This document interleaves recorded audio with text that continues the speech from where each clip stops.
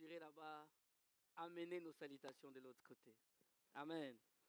Nous allons prendre nos Bibles dans le livre de Jacques au chapitre 2, du 14e verset au 26e. Jacques, chapitre 2.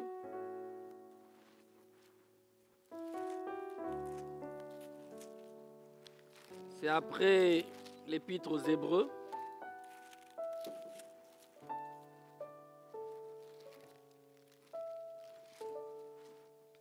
Est-ce qu'on peut se lever pour la lecture de la parole, s'il vous plaît?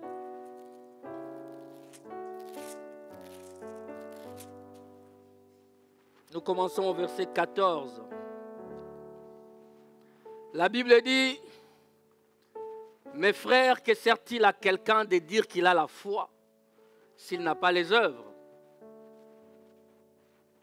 La foi peut les sauver. Si un frère ou une sœur sont nus et manquent de la nourriture de chaque jour, et que l'un d'entre vous leur dise: allez en paix, chauffez-vous et vous rassasiez, et que vous ne leur donniez pas ce qui est nécessaire au corps, à quoi cela sert-il? Il en est ainsi de la foi. Si elle n'a pas les œuvres, quelqu'un dit avec moi, elle est morte. Il en est ainsi de la foi, on revient au verset 17. Si elle n'a pas les œuvres, elle est morte en elle-même. Verset 18.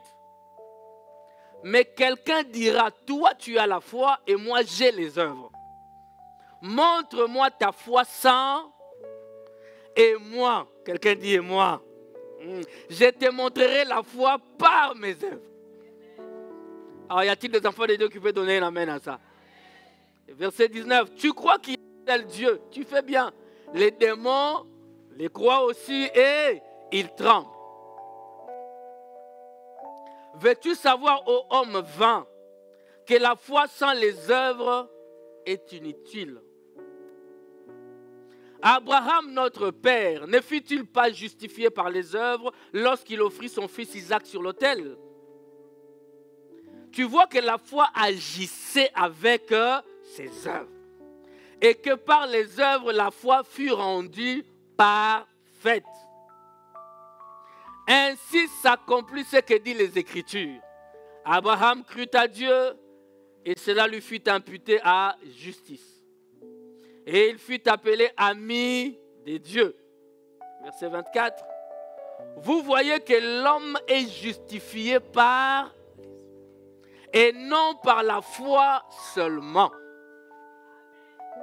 Rahab, la prostituée, ne fut-elle pas également justifiée par les œuvres lorsqu'elle reçut le messager et qu'elle le fit partir par un autre chemin? Comme le corps sans âme est mort, de même la foi sans les œuvres est... Donnez-moi un amen bien. Nous pouvons nous asseoir. Nous sommes en train de parler, nous sommes en train de dire, nous sommes en train de relever des points qui peuvent nous aider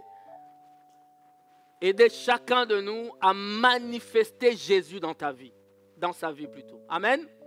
Parce que nous avons dit que l'année 2023, manifestons Jésus. Si le Seigneur t'a envoyé sur cette terre, c'est pour que lorsque tu passes dans un environnement, dans un coin quelconque, qu'on dise qu'un enfant de Dieu est passé par ici. Alléluia. Un enfant de Dieu est venu nous visiter. Un enfant de Dieu nous a parlé. Qu'à travers toi qu'on voie Dieu. Donnez un amen. Qu'à travers toi qu'on dise: nous avons vu Dieu. À travers ton comportement, à travers ta manière d'agir et de réagir, que ceux qui vivent avec toi disent: nous avons vu Dieu. Alléluia. C'est ce qui s'est passé avec Paul à Lystre. Les hommes ont crié. On dit: on a vu des dieux sous forme humaine. Alléluia. Un enfant de Dieu est une divinité. Un enfant de Dieu est un Dieu marchant sur la terre. L'enfant de Dieu doit rendre Dieu visible. Si ta vie n'amène pas les autres à témoigner de la grandeur de Dieu, il y a encore un ça ne va pas. Il faut que ton langage, ton caractère, tes actions et réactions amènent les gens à témoigner Dieu. Alléluia. Laisse-moi te dire quelque chose. De toute manière, dans cette histoire, il n'y a pas de position intermédiaire. Si les gens, en te voyant, ne témoignent pas Dieu, ils témoignent alors autre chose. Hey. Posons-nous la question. Lorsque je termine une année scolaire, mon prof de l'école retient quoi de moi? Témoignons Dieu dans nos vies. Et on avait vu qu'on va parler de 3 P. Les premiers P, c'était quoi? La persévérance. C'est ce qu'on avait vu le dimanche passé. On avait vu que la force d'un homme réside dans sa capacité à se décider ou à persévérer dans ce qu'il a voulu faire. Et l'exemple le plus frappant était celui de Jacob. Jacob a combattu l'Éternel toute la nuit, au point que le matin, l'Éternel lui dit, laisse-moi m'en aller, l'aurore approche. Il dit, je ne te laisserai pas si tu ne me bénis pas. Mais si tu veux quelque chose, persévère. Amen. La victoire n'appartient pas à ceux qui ont des muscles, mais plutôt des muscles de persévérance. Alléluia. Alléluia. Aujourd'hui, tu te décides de faire quelque chose, demeure. Surtout si tu sais que Dieu est avec toi, persévère. Et d'ailleurs, Dieu lui-même nous enseigne qu'il faut persévérer. N'est-ce pas? Avec l'histoire de la veuve et du juge inique qu'on a parlé le dimanche. Et le deuxième P, nous avons dit, c'est la prise des risques. Dis à quelqu'un la prise des risques. Qu'est-ce que nous entendons par la prise des risques? La définition de la prise des risques elle-même nous amène, nous fait comprendre pourquoi est-ce qu'on a peur de prendre les risques. Amen. La prise des risques est une décision. Dis avec moi une décision. Et beaucoup d'entre nous, on a du mal à prendre une décision. La prise des risques est d'abord une décision. Et c'est une décision qui implique un choix. De toute manière, chaque décision est un choix. Alléluia. Et j'aimerais t'annoncer qu'un choix, lorsqu'un homme fait un choix, cela élimine les autres choix. Alléluia. Si j'ai fait le choix d'épouser un homme, cela efface tous les autres hommes. Je suis là ou pas? Ma soeur, mon frère, lorsque tu prends le choix de te marier avec une femme, cela élimine toutes les autres femmes. Tu n'as plus de probabilité. Oh non, je peux. Il n'y a plus de je peux. Hein? On est là? Tu prends une femme de teint clair, tu t'arrêtes là. Les autres, les clairs, les brunes, ce n'est plus ton problème. Ne commence pas à dire, mais non, mon choix, tu vois, je veux. Il n'y a pas de je veux, tu as déjà choisi. Voilà pourquoi j'ai toujours dit, décide de toi bien. Analyse. Un enfant de Dieu, quelqu'un qui analyse ce qu'il est en train de faire. Même la Bible dit qu'avant de construire, de commencer une œuvre, assis-toi, analyse la situation.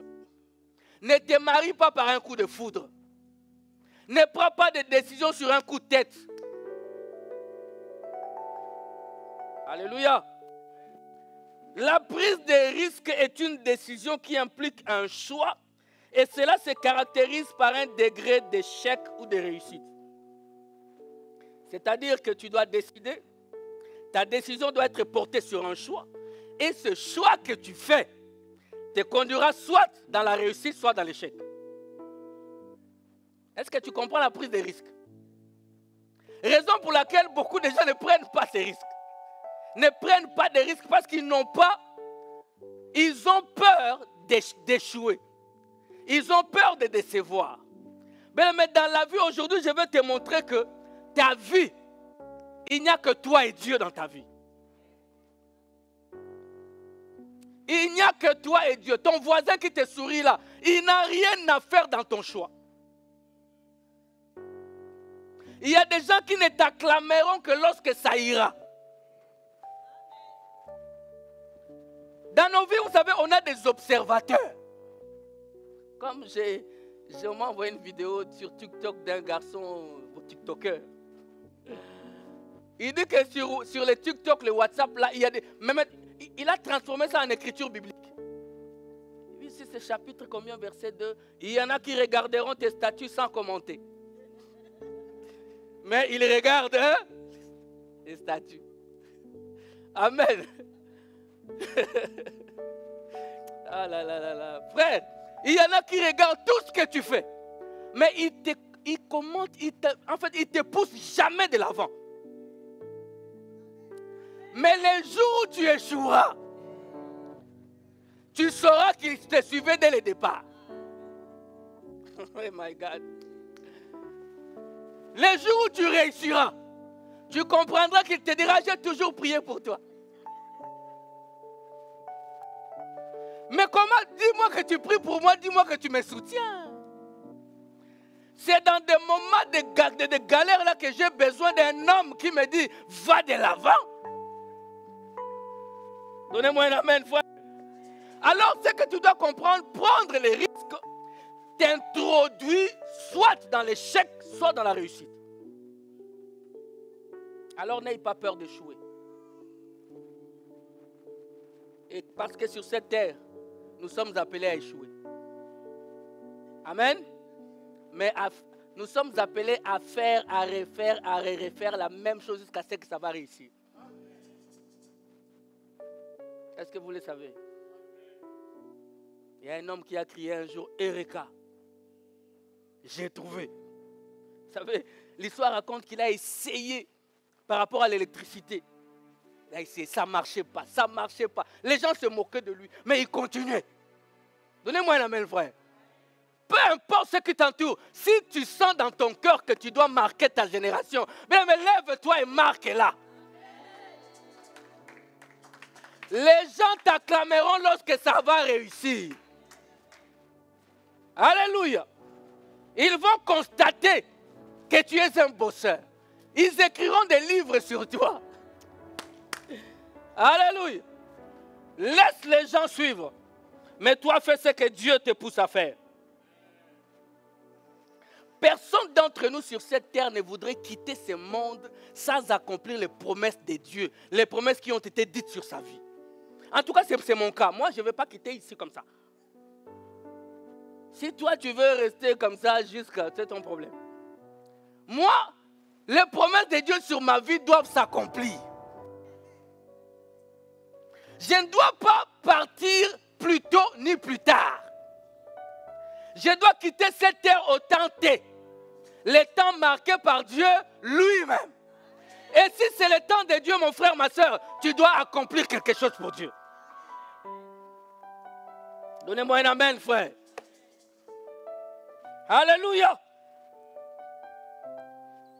Et la part de l'homme dans les promesses divines, la part de l'homme dans les promesses de Dieu, c'est de t'élever et d'agir.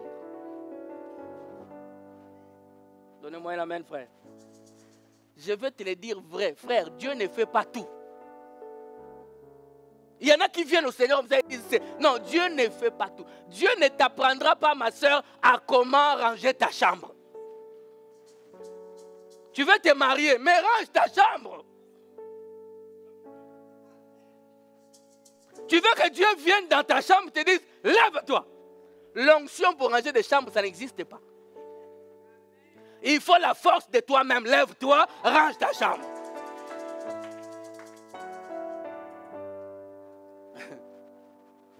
Il y a des choses que Dieu... Mais tu peux prier comme tu veux. Tu ne travailles pas, tu ne mangeras pas. Jusqu'à ce que le Seigneur ne revienne. Le christianisme n'est pas une association de fatigués de la vie. Des gens qui ne veulent pas avancer. Non, ce n'est pas en Yesu. En Yesu, c'est des gens qui travaillent. Les chrétiens bossent. Les chrétiens travaillent et changent l'histoire de sa vie. C'est ça un chrétien. Frère, laisse-moi te dire, si on t'annonce, c'est un mauvais évangile. De croire que quand on vient dans le Seigneur, on croise les bras. La Bible nous montre, nous donne l'exemple des fourmis. Il n'a même pas de maître sur lui, sur elle, mais elle travaille. Est-ce que quelqu'un est là? Elle travaille. Travailler. Je ne sais pas, ça me vient à l'esprit. Ma soeur, cherche un homme qui travaille. Avant qu'on ne donne Ève à Adam, Adam travaillait. Sinon, tu seras aide en quoi? On aide quelqu'un qui est déjà dans. Sinon, on va inverser les rôles, n'est-ce pas? Bon, on ferme la parenthèse. Tu es appelé à passer à l'action et à prendre les risques. Toutes les promesses que tu vois Dieu dire dans sa parole, l'homme doit s'élever. Amen. Ici, je vais paraphraser cette Jacques chapitre 2. Comprenez une chose, la foi est une bonne chose. Parce que sans la foi, on n'est pas chrétien. Le christianisme est basé sur la foi en Dieu. Alléluia. Mais laisse-moi te dire, ça va résumer tout ça. La foi est abstraite. Tu peux beau venir me dire la foi, la foi. Tu dois me montrer que tu as la foi. Donc, il y a des choses qui rendent la foi manifeste. Amen.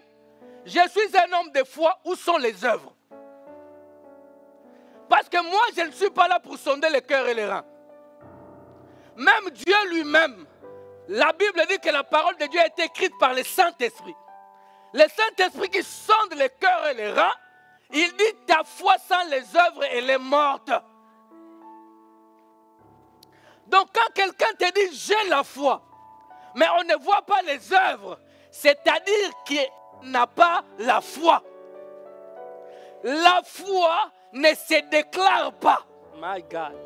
La foi se manifeste. Crois-tu en Dieu? Oui. Les démons croient aussi. Vous voyez dans... Oh my God. Ça fait la chair de poule. Dans la dimension de croire en Dieu, dans la dimension d'avoir foi en Dieu, nous sommes tous, même les démons sont ensemble avec nous. Tu es arrivé, hein? Est-ce que tu es arrivé? Dans la dimension de croire en Dieu, et les démons, Lucifer et tous ses acolytes, on est dedans tous. Alléluia. Ce qui nous différencie, c'est dans la manifestation. C'est seulement les œuvres que tu pratiques qui vont nous démontrer que toi, tu as foi en Dieu. Si tu ne poses pas les œuvres, dans ton église, tu es dans l'église où il y a les démons.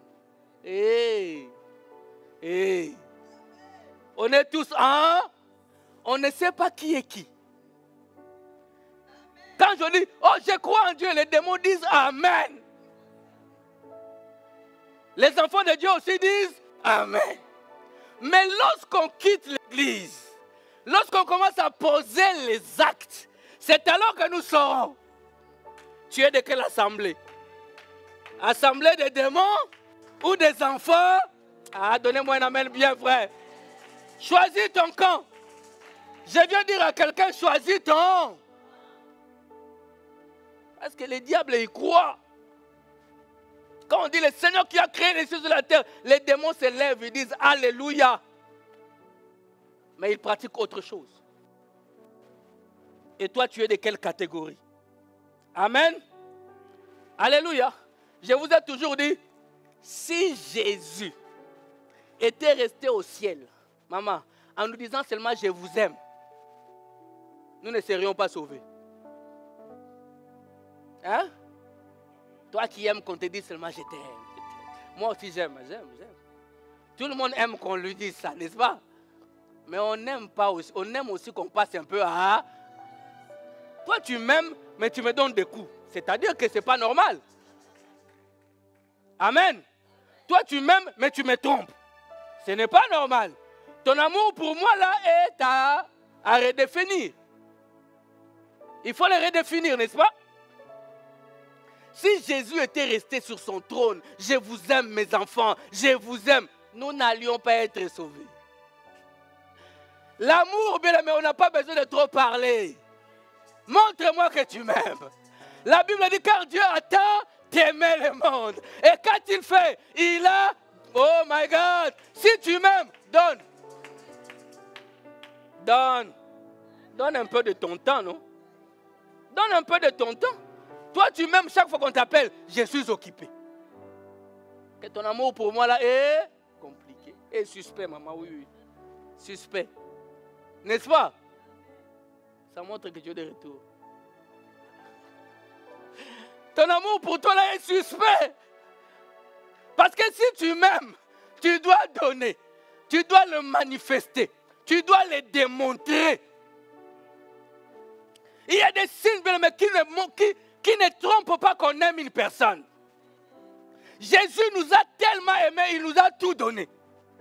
Lorsque je suis malade, il me montre qu'il m'aime en me guérissant. Lorsque je suis dans les besoins, il est Jéhovah Jireh pour moi. Lorsque je suis malade, Jéhovah Rapha pour moi. C'est un Dieu qui est là, qui est présent. C'est ça l'amour. Alléluia. La foi est appelée à être démontrée. C'est-à-dire que la foi, la foi n'exclut pas les œuvres. Vous êtes là? La foi n'exclut pas les œuvres.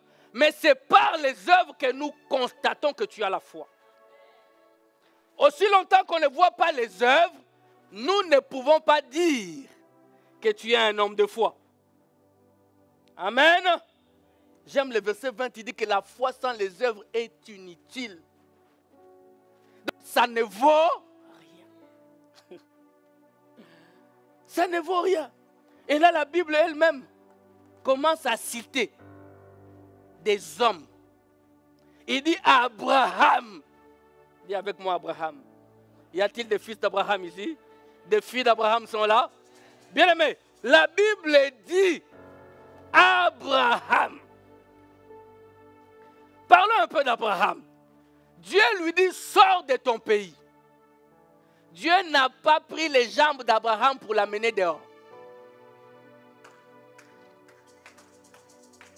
Dieu il ne l'a même pas tenu par la main. Le Seigneur a seulement parlé. Il a dit, Abraham, sors de ton pays. Je te bénirai. La promesse était là. Mais c'était à Abraham de quitter. On dit toujours que notre Dieu est favorable à la loi du mouvement. Quand tu bouges, il bouge avec toi. Tu fais un pas, il t'aide à faire 100 pas. Mais il veut voir que toi-même, tu peux bouger.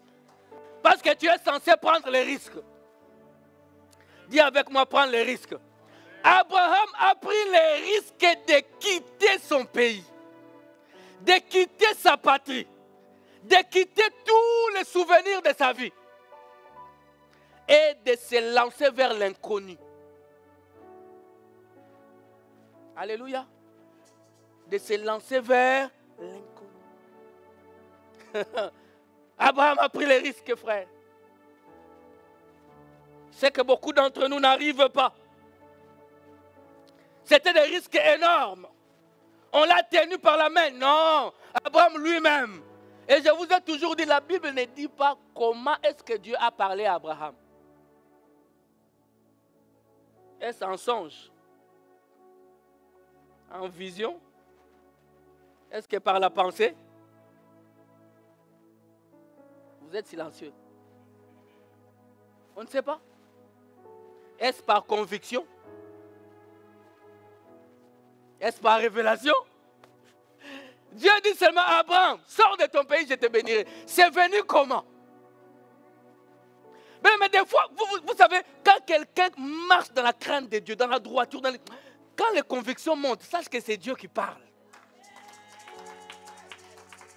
C'est Dieu qui parle. Tu croises quelqu'un, Dieu te parle. Tu arrives à un endroit, quand tu pries là-bas, tu sens que Dieu me parle. Alléluia. Dieu peut parler. Il parle encore. Sors de ton pays, je te bénirai. Abraham, sors. Vous êtes là. Hein?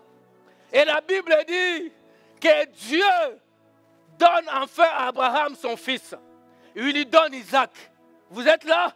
Et Dieu lui dit, ça c'était le summum des épreuves. Il dit, donne-moi ton fils, ton unique, celui que tu aimes, Isaac. À chaque phrase, c'était un couteau. Alléluia. Chaque fois que Dieu identifiait l'offrande, c'était un couteau. Donne-moi ton fils, ton unique, celui que tu es. Je vous ai toujours lorsqu'il dit, donne-moi ton fils. Il dit, bon, c'est Ismaël peut-être. Ton unique, il dit, non, Dieu, tu as confondu, j'ai deux. Celui que tu aimes, là, il dit, hé, là, Seigneur, tu as pointé exactement. Et le Seigneur ne s'arrête pas en chemin. Isaac. L'exactitude dans les prophéties. Conseille toujours aux prophètes. Quand tu ne vois pas encore clair, ne dis rien. Attends, tu vas nous mettre dans la confusion pour rien. Et on va te traiter de faux prophètes. Calme-toi. Quand tu vois encore flou, calme-toi. Quelqu'un est avec moi? Hein?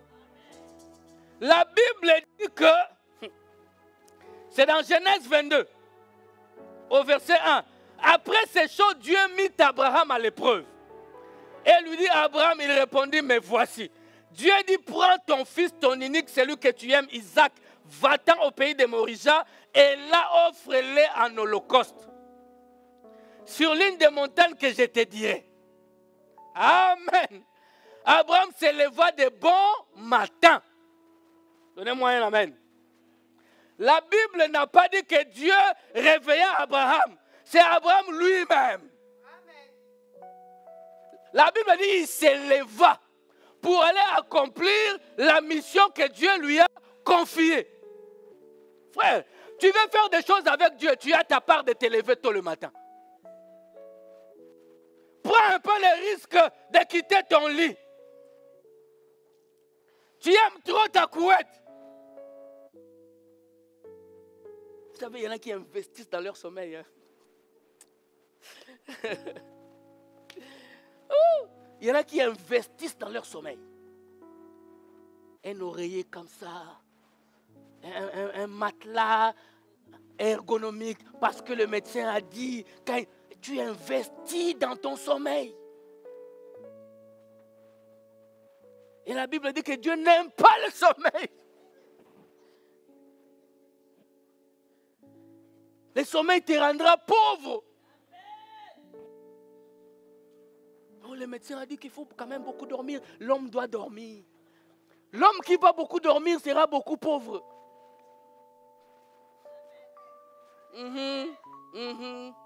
Tu sais pourquoi, je vais dire aux jeunes ici, tu sais pourquoi lorsque tu es en pleine session d'examen, tu dors plus beaucoup? Pourquoi? Parce que tu dois travailler. Travailler pourquoi? Pour réussir, n'est-ce pas? La même chose. Évite de beaucoup dormir. Un adulte a droit au maximum 6 heures par jour de sommeil. C'est assez. C'est assez. 6 heures de sommeil par 24 heures. C'est assez.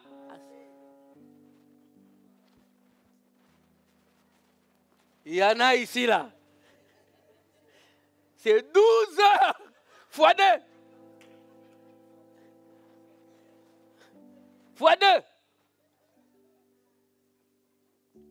Moi, quand j'étais jeune, mes grands frères me disaient, Mathieu, dans la vie, il faut faire toujours les 8 fois 3. 8 heures de sommeil, 8 heures de travail, 8 heures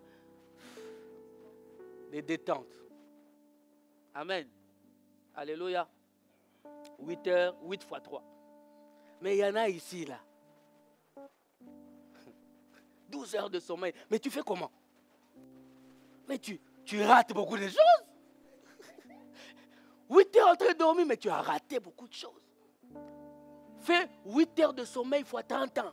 Et tu peux t'imaginer combien de temps tu as passé en train de dormir.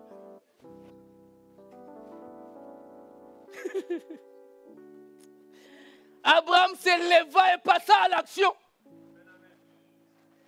Tu dors tôt, tu te lèves tard. Incohérence. Il y en a qui vont dormir tôt parce qu'il va se lever tôt. Mais toi, tu dors tôt, tu te lèves tard.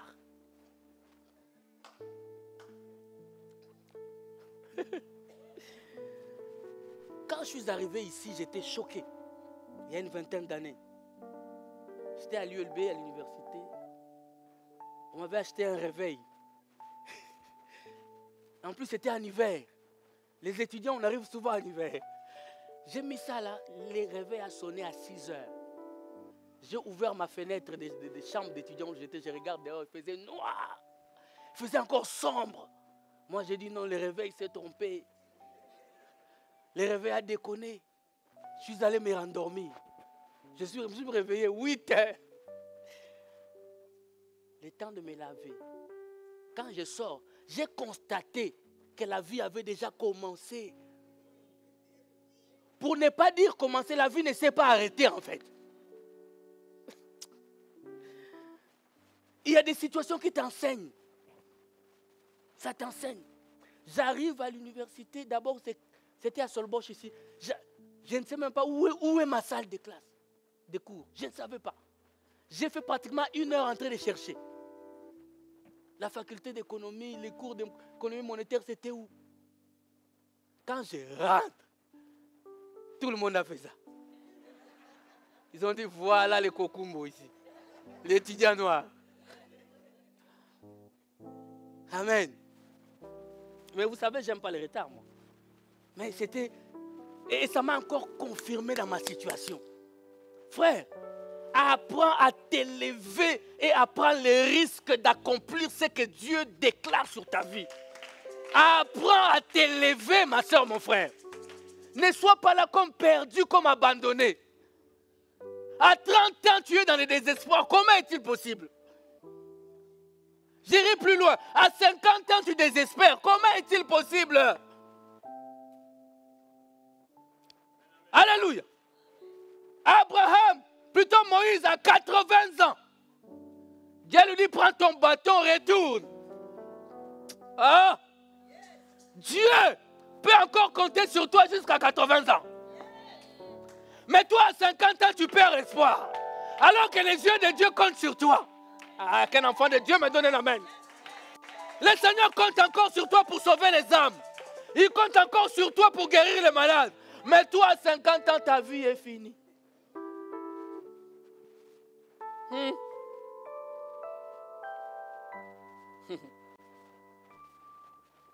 La Bible dit au verset 4, Genèse 22, verset 4, le 3e jour, Abraham levant les yeux et vit les lieux de loin.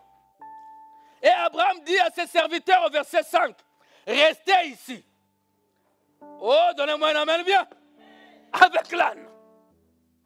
Moi et le jeune homme, nous irons jusque-là pour adorer et nous reviendrons.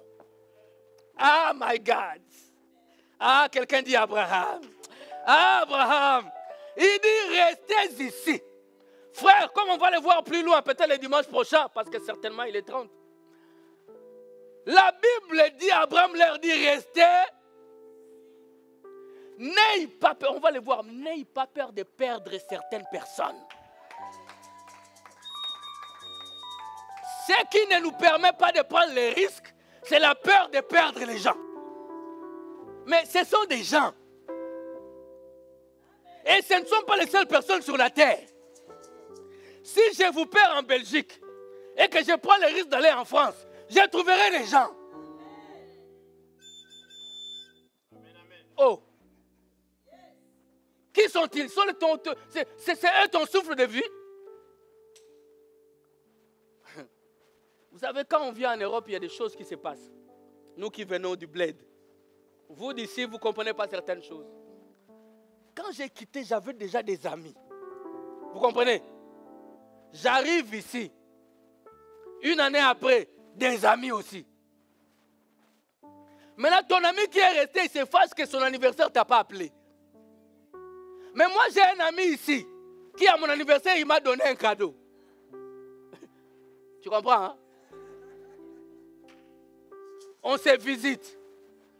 Au fur et à mesure qu'on se visite avec l'ami d'ici, toi, tu es en train de perdre ta place. Parce que toi et moi, on est plus proches. C'est ce qui est aussi normal. Il faut accepter certaines choses. Oh non, il y a des amis. Qui t'a dit ça? Quel est l'ami qui a le dernier mot dans ta vie? Mais ton ami qui est là, au Congo, je suis congolais. S'il te dit, si tu lui dis, j'ai un projet, je dois faire ceci, ce projet d'ici là ne cadre en rien avec là-bas. Il y a des choses qui sont normales ici, qui sont pathologiques là-bas. Toi, tu vis en Belgique avec le conseil du Congo.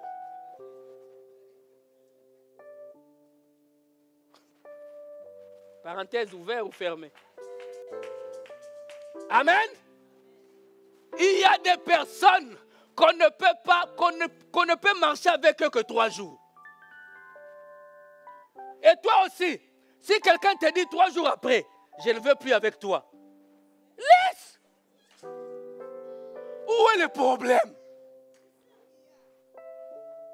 Qu'y a-t-il? Amen. 3 jours de marche après, on trouve que, restez là. Prends là-bas, moi je prends là-bas.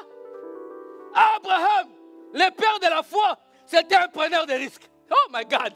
Il appelle qui? Il appelle son neveu, Lot. Il dit, Lot, quel risque? Quel risque? Dis, Lot, si tu vas à droite, j'irai à gauche. Si tu vas à gauche, je te laisse choisir, je prends les risques. Celui qui a Dieu ne t'attende pas, frère. Si tu as Dieu, tu prendras des risques et le Seigneur sera toujours avec toi. Abraham savait, celui qui avait dit, sors de ton pays, je te bénirai. Il savait qui il était. Je sais qui il est, frère. Ce n'est pas une parole d'un ami qui va me changer d'avis. Il dit, Lot, si tu vas à droite, j'irai à gauche. Si tu vas à gauche, j'irai à droite. Lot lève les yeux. Il voit Sodome. Comme le jardin d'Éden. Lot se précipita. Adam resta dans le désert. Donnez-moi la main bien. Il est resté dans le désert, pas seul. Il est resté avec celui qui lui avait donné la promesse. Prends un peu le risque, frère. Je suis en train de dire à quelqu'un, prends le risque. Parce que la foi dépend des œuvres que tu fais. Et tes œuvres, c'est la prise de risques. Alléluia. Alléluia. Est-ce que tu es avec moi ici? Ah. Prends le risque. Il prend son fils, il va avec lui sur la montagne. Il lit son fils. De toute manière, vous voyez, il y a certaines personnes, si vous les amenez au lieu de ton épreuve ou de ta destinée, ils vont détruire la mission. Vous croyez que les serviteurs d'Abraham, ils allaient laisser Abraham tuer son fils? Ils n'allaient pas le faire. Ils allaient lui dire, mais le vieux, viens. Ils allaient enlever le couteau, tu veux tuer l'enfant. Donc il y a des personnes qui ne te comprendront jamais. Je vous ai dit ici, chaque homme est un mystère. Chaque homme est un mystère. Il y a des gens, des associations de 3 jours. et laisse-les. Il prend le couteau, il veut tuer son fils. Parce que les autres étaient restés. Alléluia. Parce que les autres étaient restés. La Bible dit, Genèse 22, 15, vous pouvez noter le lire après. L'ange de l'Éternel appela une seconde fois Abraham des cieux et il dit, je le jure par moi-même, parole de l'Éternel. Parce que tu as fait cela et que tu ne m'as pas refusé ton fils, ton unique, je te bénirai. Donnez-moi un amen, frère. La prise de risque a introduit Abraham dans la sphère, dans l'atmosphère de sa bénédiction. Si Abraham n'avait pas pris le risque d'offrir son fils, cette phrase n'aurait pas été prononcée. Toi, tu ne veux pas avancer parce que tu as peur. Donnez-moi un amen. Je te bénirai et je multiplierai ta postérité comme les étoiles du ciel et comme le sable qui est sur le bord de la mer. Et ta postérité possédera la porte de ses ennemis. Dieu ici est en train de bénir Abraham et de bénir sa prospérité. Je déclare sur ta vie, certaines prises de risque de ta vie introduiront même ta progéniture dans sa bénédiction. Que quelqu'un me donne un amen bien et les reçoive dans le nom de Jésus. Mais apprends à poser des actes. Hey! On lui dit toutes les nations de la terre seront bénies en ta postérité. Parce que tu as obéi à ma voix. Hein? Parce que tu as obéi à ma voix, parce que tu as fait ça. Et non parce que tu as dit ça. Non, parce que tu as fait. Est-ce que vous êtes là? Abraham a pris le risque d'offrir son fils. Et lorsque vous lisez la Bible, si tu es fils d'Abraham, tu es appelé à prendre les risques. Alléluia. Sinon, toutes les bénédictions d'Abraham seront lettres mortes dans ta vie. Donnez-moi un amen, frère. Sinon, ça ne va pas fonctionner. Tu seras toujours là en train de lire. Daniel dans la fosse au lion. Daniel était dans la fosse au lion parce qu'il avait pris les... On a dit, celui qui n'adorera pas la statue sera tué. Daniel a pris les risques de se ranger du côté de l'Éternel. J'aimerais te dire, bien-aimé, si tu te rends du côté de l'Éternel, il se range de ton côté.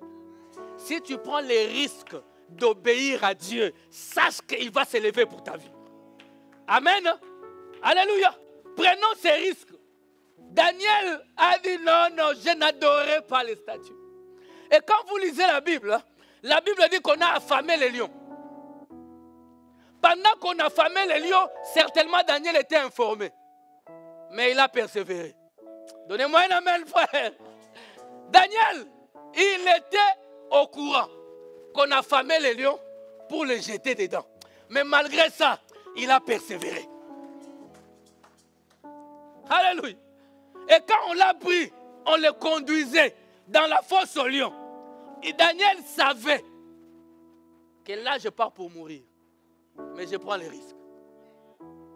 Y a-t-il des enfants de Dieu qui prennent des risques? Je risque de vous prendre ici jusqu'à 14h. Parce que je ne vais pas prêcher. Je suis à 10%. Amen. Alléluia.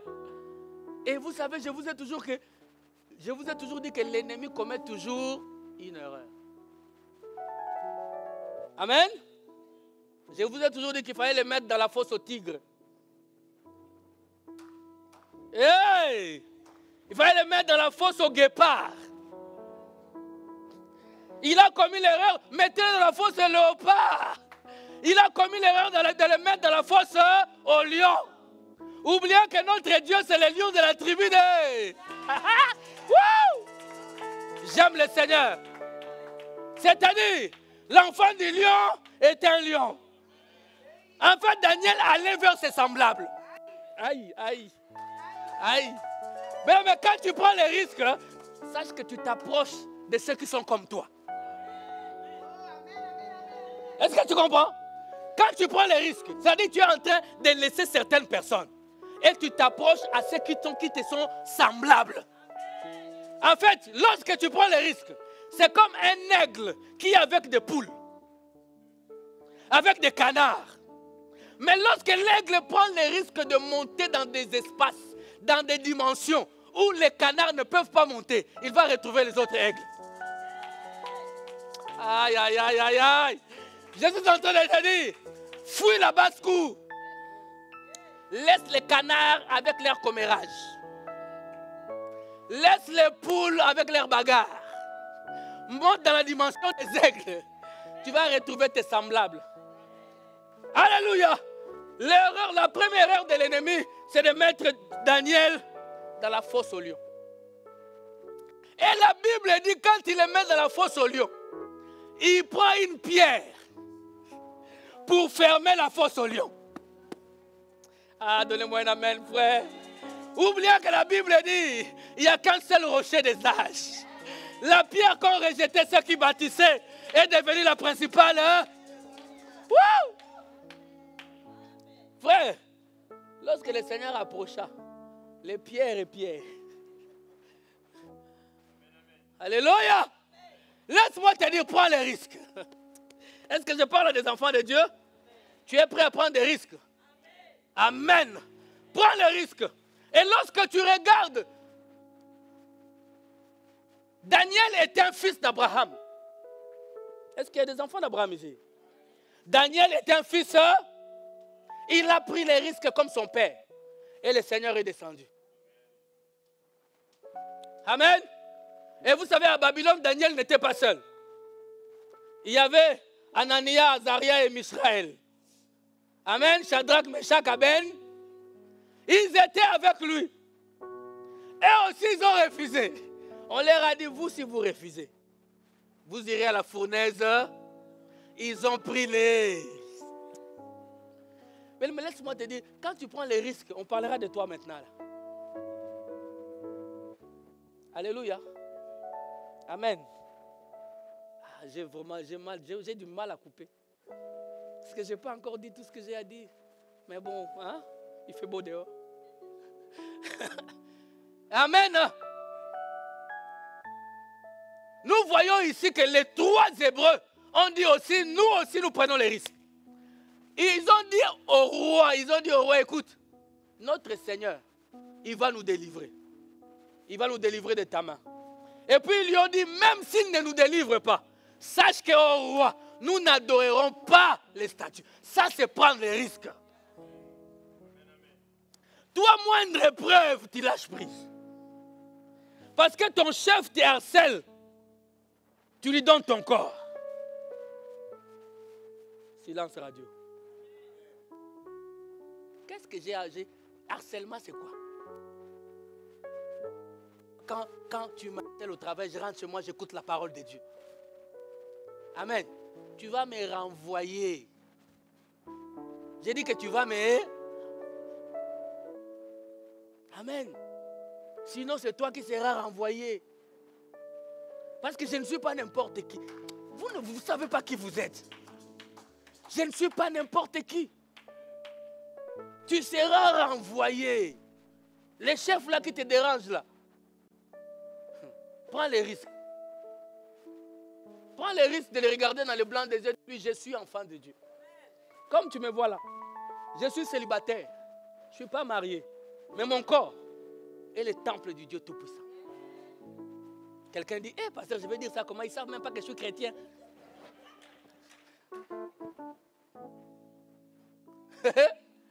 Ton identité, il ne faut pas cacher. Il ne faut pas cacher. Il a accepté d'aller dans la fournaise ardente. Et l'erreur qu'ils ont commise, je vous ai dit, le diable commet toujours. Au lieu de chauffer le feu 3 fois, il chauffe ça 7 fois. La Bible dit qu'ils ont chauffé le feu 7 fois. Je crois que quand ils ont mis 1, l'ange de l'Éternel disait continuez 2. Il est encore à 3. Ils sont arrivés à 5, ils voulaient lâcher. L'ange de l'Éternel dit non 6. Ils sont arrivés à 7. On leur a dit stop. Amen. Parce que le chiffre 7, c'est la perfection. Le Seigneur lui-même est descendu. La Bible déclare, quand on les a jetés, il y avait déjà un homme qui les précédait. Mais je vais t'annoncer une bonne nouvelle. Prends les risques. Parce que lorsque tu prends les risques, quelqu'un t'a déjà précédé. Ah, quelqu'un t'a déjà précédé. Tu ne seras pas brûlé. Tu ne seras pas brûlé. Il t'a déjà pressé. Et son nom, c'est Jésus. Le 4e homme dans la fournaise ardente. Alléluia. Son nom, c'est Jésus. Et nous l'aimons tel qu'il est. Il fait des choses qu'aucun homme ne peut faire. Alléluia. Dans Jacques chapitre 2, on a terminé avec Rahab. Je vais terminer avec Rahab. La Bible dit que Rahab était un incirconcis. Rahab était une païenne. Rahab était à Jéricho. Mais Rahab, elle avait entendu. Elle avait entendu qu'un peuple était sorti de l'Égypte. Et ce peuple était en train de faire des ravages sur sa route. Sur son chemin, les ennemis ne résistaient pas. Donnez-moi un amen, frère. Et la Bible dit, quand les 2 espions envoyés par Josué sont arrivés chez Rahab, ils se sont cachés chez Rahab parce que Rahab était une prostituée. Alléluia. La maison de Rahab était toujours ouverte. C'était son business, n'est-ce pas? C'était une maison close comme on dit aujourd'hui. Alléluia. Mais les espions sont venus, ils se sont dit, où est-ce qu'on peut nous recevoir sans nous demander les cartes d'identité? Allons chez la prostituée. Amen. Allons chez la prostituée. Et la Bible nous dit, frère, ce que nous devons comprendre, c'est que Rahab a pris les risques. Donnez-moi un amen, frère. Cette femme prostituée a pris les risques de cacher les espions alors que l'armée, le roi de Jéricho cherchait ces espions-là.